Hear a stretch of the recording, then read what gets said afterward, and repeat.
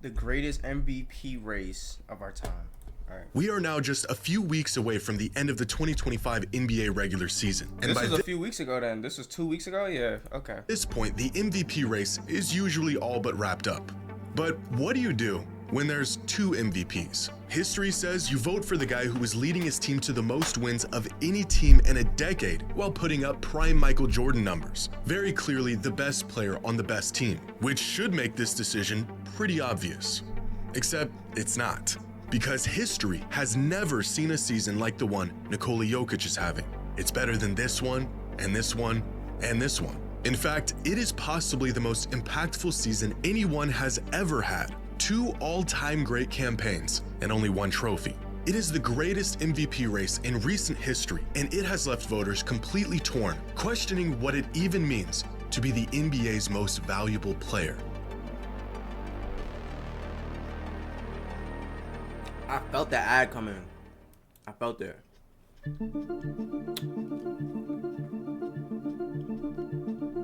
The most compelling case someone can make to be the most valuable player in the league is to put up the best numbers in the league. This isn't the only ingredient to the MVP recipe, but it's a big one. And right now, Jokic and Shea aren't just having the 2 best seasons in the NBA, they're having 2 of the best seasons of all time. Just looking at some simple box score numbers, Nikola Jokic jumps off the screen like the obvious favorite. 4 more points. 8 less rebounds. 4 less assists. For my point guard to be getting 4 less assists with only 4 more points and the same amount of steals. Shea's getting more blocks is crazy though. Jokic has better field goal percentage. And Jokic has better 3-point percentage. Damn. A near 30-point triple-double on nearly the best efficiency in the entire league, and the first player to ever be top 3 in points, rebounds, and assists. Numbers that make Shea's season look a bit pedestrian, despite being historic. 33, 5, and 6 on at least 60% true shooting is a stat line that has only been achieved by 3 other players in the history of the NBA. Michael Jordan, James Harden, and Luka Doncic across 5 different seasons. Although none of them were as efficient from the floor as Shea is this. Wow. And Shea take mostly mid-range. Or does he take... I mean, I don't think he gets more layups than Jordan. So, he probably the one taking the most mid-range, which is crazy. And I don't think he takes the most free throws either. So, for his true shooting percentage to be the highest, and he don't take the most layups, threes, or free throws, that's beast. But... he do average the least amount of points out of everybody here. He do average almost the least amount of assists. And he averaged the least amount of rebounds, but... season. However, box score numbers by themselves have never been quite enough to compel voters. Of these 5 previous seasons, only one of them ended up winning the MVP, Michael Jordan in '88. And to pull it off, he had to also be the best defensive player in the league. In the case of Jokic, there's only been one season in modern NBA history that compares to his, Russell Westbrook in 2017. And that season, he was the runaway MVP, receiving 69 of the total 101 first place votes. The glaring difference between these 2 seasons, the mile-wide gap in their efficiency. Yes, Nearly a decade yes. and some of the most Westbrook averages about a point, maybe 2.5 points more. Jokic gets like 2 more rebounds. Assists are the same. Jokic gets more steals, more blocks, less turnovers, way better field goal, dog. But Westbrook has more usage. Interesting. absurd statistical seasons later, and the upgraded version of Westbrook's MVP season not only doesn't warrant a runaway victory for the award, it may not even win it. But these numbers hardly even scratch the surface of the impact and value these two provide every game. If we take a deeper look into some of their more advanced numbers, we can see just how remarkable Shea and Jokic have been this season and why the MVP race is as close as it is. To put into perspective the caliber of season these two are having, LeBron at his absolute statistical peak had a box plus minus of 13.24. Steph Curry at his absolute best had a BPM of 11.94. This season, Jokic has a box plus minus of 13.21 and Shea is at 11.58. Choosing between Jokic and SGA this season is like picking between Niggas have out of the top 10, 1, 2, 3, 4, 5 Jokic's. Crazy. 09 LeBron and 2016 Steph. Good luck. For the last half-decade, Jokic has led the league in just about every advanced metric by about a mile. But this season, Shea has threatened Jokic's spot and even dethroned him at times as the best player in the league. A feat that, in and of itself, is probably the most impressive thing he's done all season. On any given night, either one of them can look like the most impactful player on the planet. And even looking at advanced numbers, the edge is only slightly in Jokic's favor. Crafted NBA has Jokic as the best player in the NBA this season, with Shea right behind him, and then a really big gap, and then everyone else. Estimated plus minus, on the other hand, has Shea as the best player in the league this season, with Jokic right behind him, and then huge gap, everyone else. A quick glance at any of these catch-all statistics will tell you that Jokic and SGA are both historically and almost equally as dominant this season. Fortunately for those who are put to the difficult task of choosing between Jokic and SGA for MVP, these numbers have never been a direct indication of who will or who should win the award. Over the last 2 decades, the best or most impactful player in the NBA in any given season, according to some of the best advanced metrics, ended up winning the MVP award only about half of the time. Many times, these are cases where the individual numbers were backed with regular season team success, but rarely have the numbers alone, regardless of how great they were, been enough to be crowned the most valuable. Estimated plus minus player, crafted plus minus player. What does that mean? Crafted plus minus player? In terms of whoever gets it gets the MVP.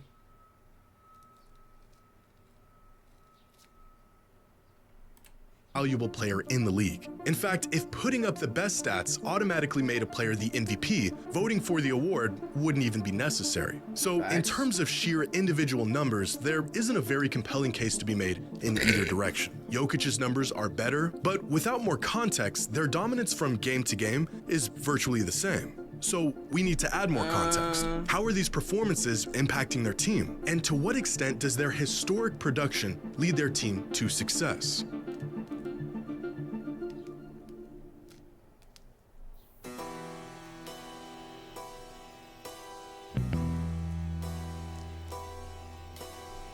In most cases, when two players are having incredible seasons, the tiebreaker in the eyes of fans and voters comes down to how well their team is playing. The second ingredient to the MVP recipe: win and win often. 25 of the last 30 MVPs went to players who clinched either the first or second seed in their conference. The last 30 MVPs went to players who win and win often. 25 of the last 30 MVPs went to players who clinched either the first or second seed in their conference. And right now, the Thunder I'm trying to think, who is the last 30 years? So that's since 95. So who's the 5 players that wasn't first or second in their conference? I know Westbrook was one of them, and I know Jokic was one of the other ones. I'm trying to think who won. Okay, so 95. Might have been Hakeem. Hakeem might have one. He might. I know Duncan has one, but I'm assuming he was top 2 in the West that year. When Kobe got his, I'm pretty sure he was top 2. I think KG might be another one.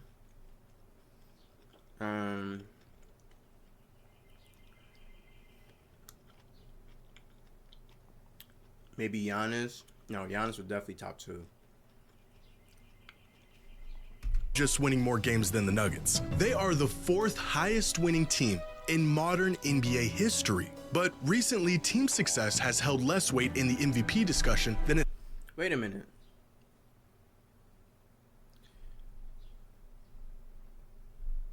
How many games did the 95-96 Bulls win?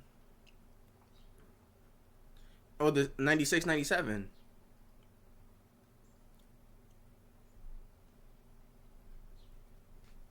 it has in the past. 3 of the last 4 MVPs going to players outside of the top 2 seeds. Nikola Jokic being just the second player in over 40 years to win the MVP, despite his team not even cracking 50 wins in a full season back in 2021. As if the voters have made the decision that the MVP isn't limited to simply the best player on the best team, but rather the player who has the largest impact on a winning team. And right now, there is one player in basketball who is impacting the game far more than anyone else. Here are the current top 8 leaders in the MVP race: Jokic, Shea, Giannis, Tatum, Mitchell, Curry, Mobley, and LeBron. And here are the net ratings of each of their teams. Shea has put on a masterclass all season, leading the Thunder to be not just the most dominant team this season, but the second most dominant regular season team in NBA history in terms of net rating. And for many people, the overwhelming team success the Thunder have had this season is enough to push Shea into the lead for the MVP.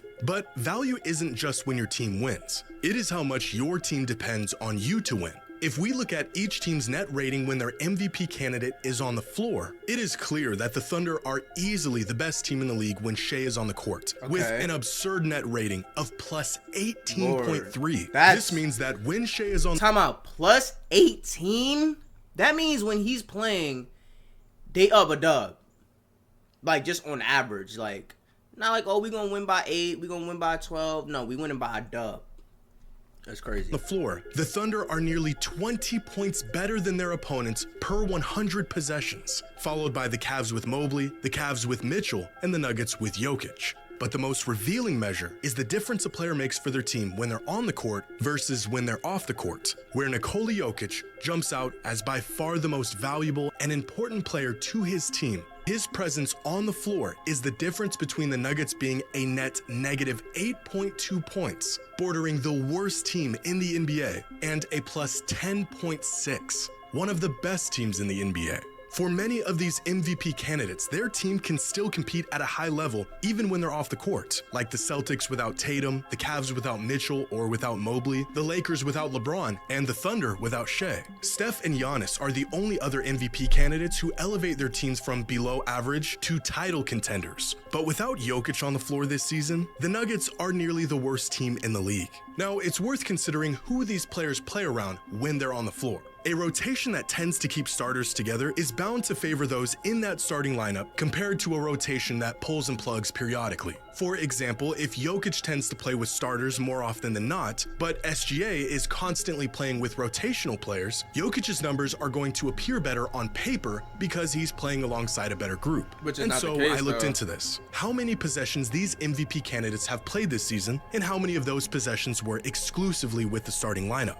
And it turns out that Nikola Jokic does have the benefit of playing with the best players on the Nuggets more than any of these other candidates play with theirs. 17% of all of his minutes on the court coming alongside the Nuggets starters. For comparison, Steph only plays with the Warriors starting lineup 9% of the time. But in most cases, this number is negligible. For example, Giannis plays with the Bucks starters virtually as much as Jokic plays with his. And at most, the difference in time these players see on the court with their best unit varies by less than 10% of their total playing time. In other words, it doesn't really matter who Jokic is playing around. He rises the tides for his entire team significantly more than anyone else in the entire league.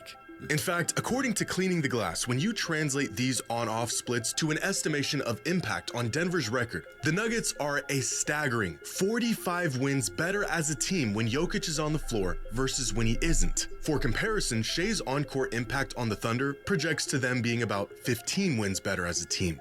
But this is where the discussion becomes a matter of what you value most in your most valuable player. Because while Jokic elevates the Nuggets to one of the best teams in the league, Shea elevates the Thunder to being one of the best teams of all time. Is it more valuable to drag your team from being bad to being in title contention? Or is it more valuable to elevate your team from title hopefuls to overwhelming title favorites? This is essentially what the MVP race is boiling down to. A player with ungodly numbers propelling his team to compete at a level they have no business being at, or a historically great scoring juggernaut who is the sole leader of the best team in recent history.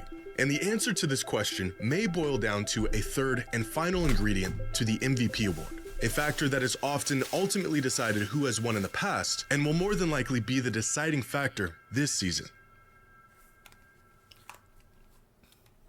mean, it's pretty obvious Jokic is the MVP, in my opinion. I think if Jokic didn't have an MVP, I'm pretty sure niggas would be voting for Jokic. But because he already has 3, niggas be like, oh, well, Shea should get one too. That's how niggas like to do shit. Oh, well, so-and-so didn't get 3 MVPs in a row. So, you know, like, how did Derrick Rose get one over LeBron? Like, let's be realistic. Like, you know, D-Rose fans will tell you otherwise, but ain't no way anybody should have got the MVP over LeBron. Brian, way better numbers, and the Bulls had a better record slightly, but ain't no way LeBron shouldn't have got that. MVP straw poll, 100 members of the media were asked to cast their vote on who they thought was the MVP of the 2025 NBA season.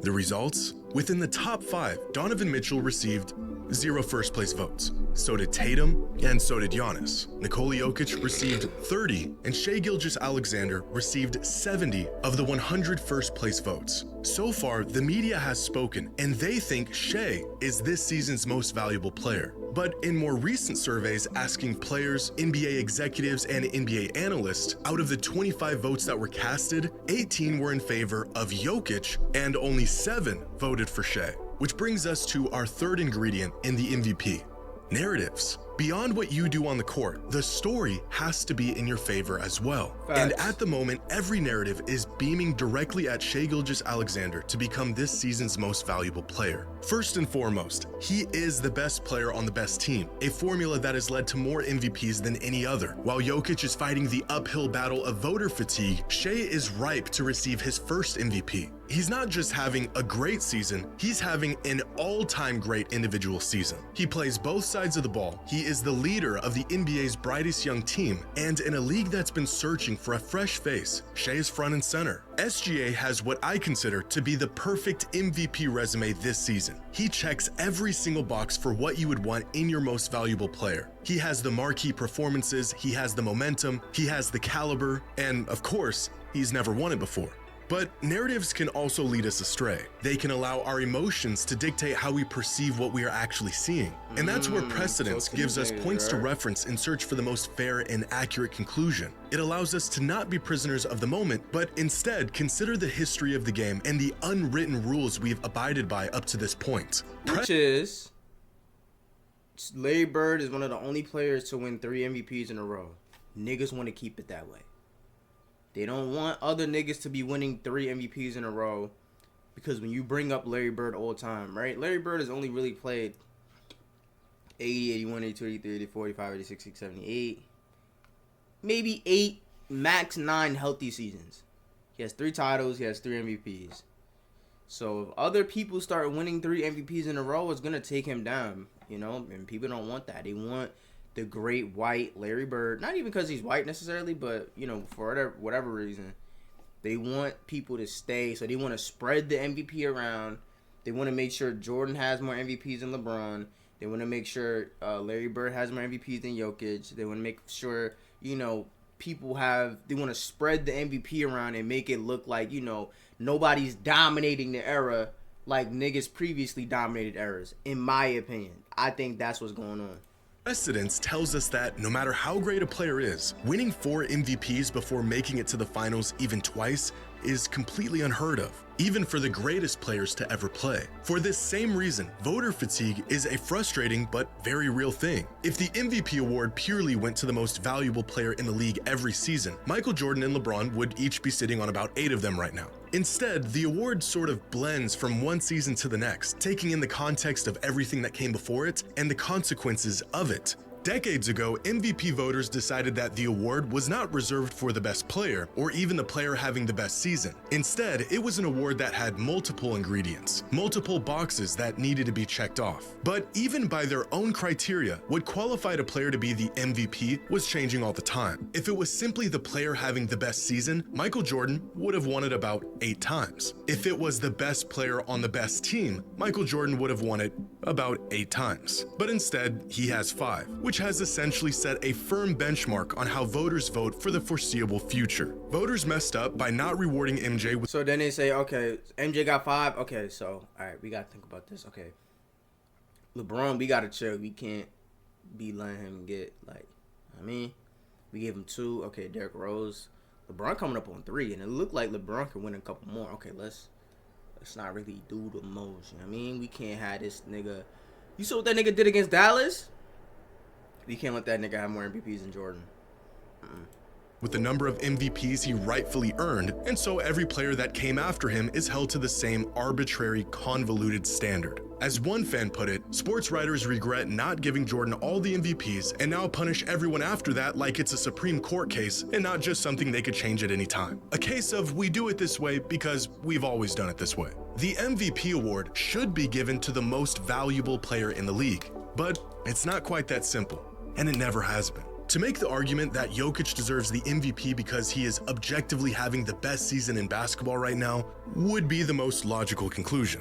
But it would also be ignoring the 78 years of history, tradition. Not even that, but when you look at their impact, right, on and off, the Nuggets are plus 10 without. This is simple math. The Nuggets are plus 10 with Jokic. The Nuggets are minus 8 without Jokic. That is a 18-point difference. The OKC is plus 5 without Shea. They're plus 18 with Shea. That's 13. So, by definition, Jokic is more valuable. He does more for the team. He has more impact on the plus minus. He does literally more for the team. He scores almost as much as Shea, but he rebounds more. And he gets more assists. He makes more. Shea probably plays better defense, but Jokic plays center, so that just the position of center is just typically more responsible for defensive responsibilities in general. Like, Jokic is more valuable to the Nuggets than Shea is to OKC. If you look at their record this season, right? We're gonna see OKC probably have 67, 68 wins, right? And we're gonna see the Nuggets probably have 48 wins. Right? If you take both of them off of their team, which we don't really know the answer, but if we take both of them off that team, I think the Nuggets are going to suffer worse than OKC suffers. They're both going to suffer, but I just think it's going to be worse because when I watch OKC and Shea comes out, I think in the second quarter, or to start the second quarter, I think it is, and J-Dub is in, J-Dub be looking like he's unstoppable. Jalen Williams look like oh, no Shea? All right, cool. I'm getting mine. Nigga be getting like 10, 15 points in that second quarter. I'm like, damn. If y'all just took, if Shea just sat out, let's just say Shea sat out for a month, and J-Dub got used to like the minutes and the rotation and the attention, and I'm like, yo, J-Dub is crazy. Now, if you take Jokic out, Jamal Murray, he's shown that he is capable of, going off, but he hasn't really had a season like that. You have Westbrook, you have Aaron Gordon, who's played well without Jokic. They still lost, but I don't know. Maybe I'm biased towards Jokic. I just think Jokic is more valuable. And expectations that we have come to follow. Based on the responses to this discussion so far, it appears that now more than ever, the players and the people involved in the NBA from game to game view the award as a reflection of simply who is the best, most impactful player. And the media looks at it through the lens more of story and narrative. And in the end, it is the media who gets to vote. With less than a month left in the regular season, the race for the MVP only seems to be getting tighter with each game. And in what is shaping up to be the greatest MVP battle we have ever seen, voters will have to either stay the course and vote for a player that has built a near perfect MVP case, or make a rare exception to a player that is quite possibly having the most impactful individual season in modern NBA history.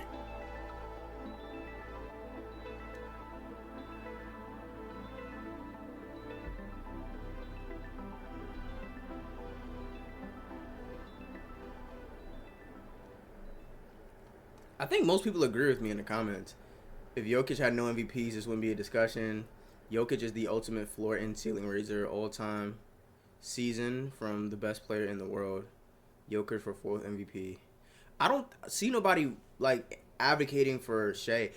I really feel like there's an underlying there's an unspoken about thing when it comes to the MVP where it's like, okay, there's narratives that are pushed in the media that it's not spoken about. It's just like the way that Stephen A. Smith went on Gil's Arena and he said, like, for me, there's no question Shea Gil's. I'm like,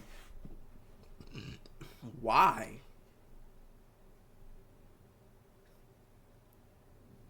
Why though? I don't know. Like, yeah, Jordan won it 96, 97 when they was 72-10. First of all, OKC's not 72-10. They're a few games behind, which is cool.